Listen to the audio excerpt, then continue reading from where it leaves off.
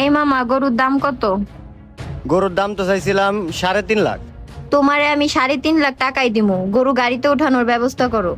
মামা, তোমারে আমি এই গরু 4 লাখ দিমু, তুমি গরু আমারে দাও। কি? 4 লাখ? আমি 5 লাখ দিমু। মামা, গরু আমারে দাও। 5 লাখ? মামা, আমি গরু 8 লাখ দিমু, তাও গরু আমি চাই।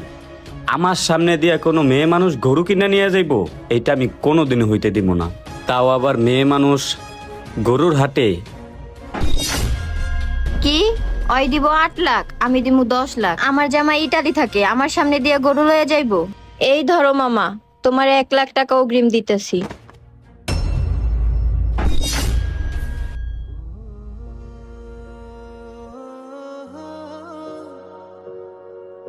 আজকে গরিব বইলা